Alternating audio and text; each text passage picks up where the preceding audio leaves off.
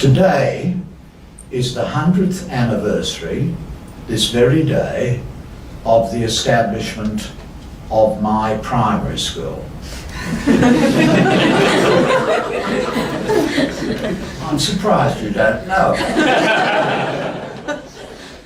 That primary school is Strathfield North Public School. I went there today with my brother David, for whom it was also his primary school, as it was for my brother Donald, a partner in McClellan's, and my sister Diana, now sadly dead. When we went out there, I asked David, and anyway he was going to do it, to drive past our parents' home. My father lived there until the age of 96 and died in 2011. So that was where we went on Sunday nights. We were born to and grew up in Concord. It's a remarkably beautiful suburb as I went back, more beautiful than I remembered it. Lots of lovely gardens. My mother had a lovely garden there. And the flowers, of course, at the moment, and the jacarandas are just wonderful. And the family home was purchased by a Korean Australian family because at the top of the road is the Wesley Methodist Church, which is now largely used by the Korean Australian community. The home looks in very good repair, but we just sat there silently thinking of our parents and how they took us to Strathfield North Public School. Public education is very important to me because on the time I was on the High Court of Australia, I was, for most of the years, the only Justice of the High Court of Australia whose entire education was in public schools. If you're in public schools, there's something lovely about it, and I saw that very clearly today when we arrived at Strathfield North. It is a very multicultural school. I've got nothing against private schools and nothing against religious schools. They certainly provide most of the judges. But when you go there, you see a cross-section of what Australia is today. Now more than 50% of Strathfield North Public School are Asian Australians. And ironically, because of my recent work in relation to North Korea, it's a very big Korean Australian community. Just wonderful to see all these people, and those poor people in private and expensive schools. They don't always get this, you know. I'm sorry to say this. Often, I perhaps exclude Catholic systemic schools, but often they are still a mirror of Anglo-Australia. I found this in Toowoomba on last Friday. Schools there, I said, how many Asian Australians are there in your school? And they said 10, a big school. That was about the number at Fort Street when I was there, and it was much more than the number at Strathfield North Public School when I was there. At Strathfield North Public School when I was there in 1945, the number of Asians in the school was easy to discern. It was one. Bob Chong. What are you laughing for? Bob Chong was the only boy in the school who could beat me, and beat me he often did. I would go home and tell my mum, I got a crown on my forehead today. Yes, but where did you come in the class? I came second. Bob Chong beat me. Bob Chong went off to New Zealand. He went to Oxford first, then he went to New Zealand with his PhD and became a professor of biology. And he comes back to our reunions, and I asked him, what was it like growing up in white Australia? He doesn't like to talk about it much, but it wasn't nice. It wasn't nice. And I told these children today that Australia was not a good country when I grew up. We disrespected the Aboriginal people, whom we honour at occasions like this. The law disrespected them. Parliaments disrespected them. Never forget that it was the High Court of Australia, before I came onto the court. I can take no credit for this. The High Court of Australia, which decided the Mabo case. We have some of the oldest elected representative parliaments in the whole world, and the wrong to the Aboriginal people was not fixed up by our parliaments. Remember that, please, when you hear some people say we must not give power to judges to do more than interpret the law. Sometimes where basic principles are involved, it's a very good thing that in our constitutional order there are values, and the values are expressed by the judges. We also had the prejudice against women. I actually did a rather naughty thing. I took out my full bottom wig. I took it out in a paper bag so no one would know what was coming.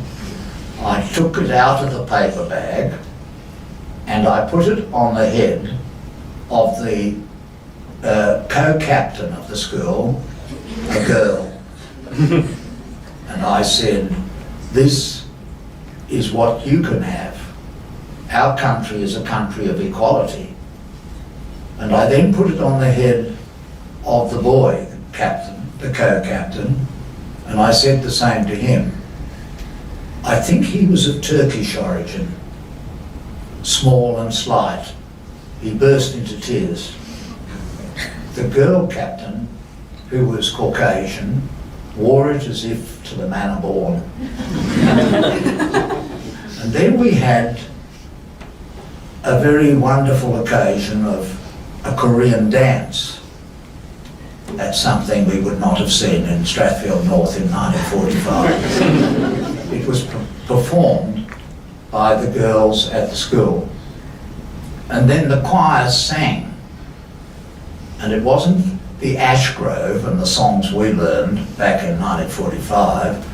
These were modern songs. I'll light a candle, I'll be your friend. Songs of inclusion, very important message. Messages about values. And so we weren't so good to Aboriginals, we weren't so good to women, we weren't so good to Asian Australians or people of any other ethnicity. We have form. And that's why it's very important for people to stand up for themselves. It's wonderful that we have here tonight judges of the courts who are women.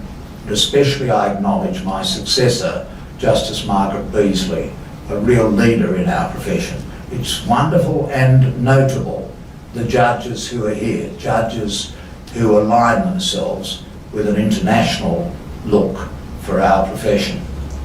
And it's also important that we should align ourselves to our economic advantage. By the strangest of chances, we who were established here to get the convicts as far as possible away from the mother country have so coincidentally found ourselves in this extraordinary moment in history on the brink of enormous opportunities. But we mustn't squander those opportunities. We must use them. When the choirs sang, I noticed, because I have training as a judge, you may remember, that though the school numbered 50% Asian Australians, the choir would have only had about 10% Asian Australians and only about 2% Asian Australian boys.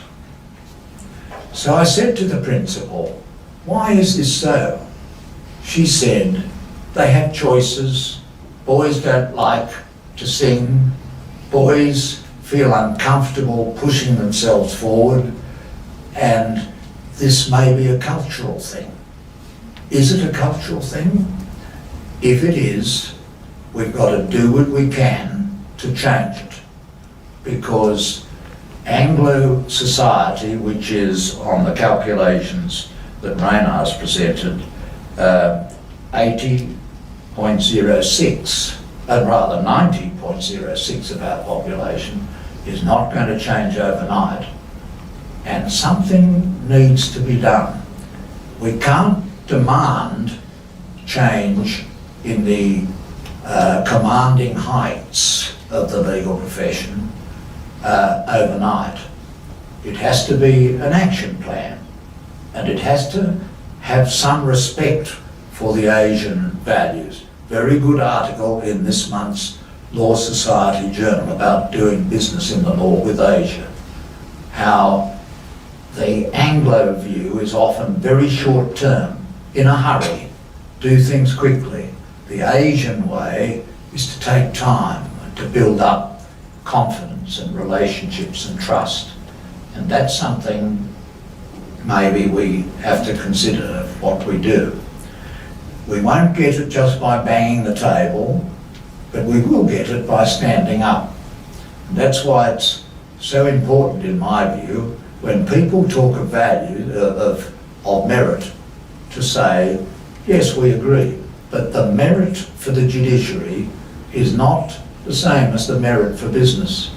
The judiciary is a very weird and strange business, and so is the legal profession, which serves up the questions for the judiciary, and it has to reflect in a general way, not mathematically and not overnight, the different qualities of our backgrounds and our profession and of our opportunity.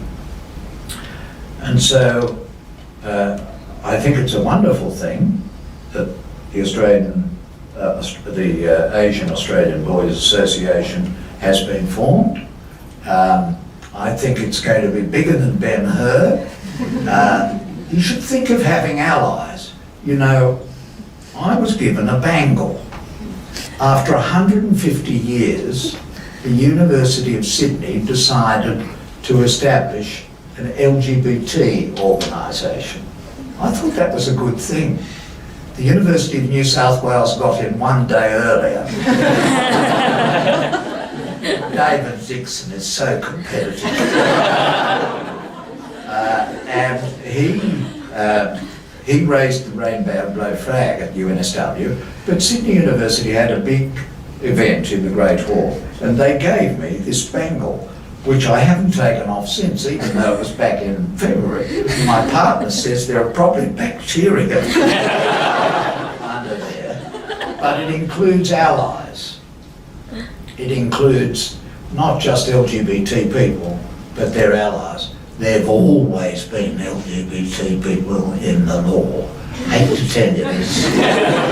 They've always been there, but they've kept their heads down, and now they're raising their heads and standing up.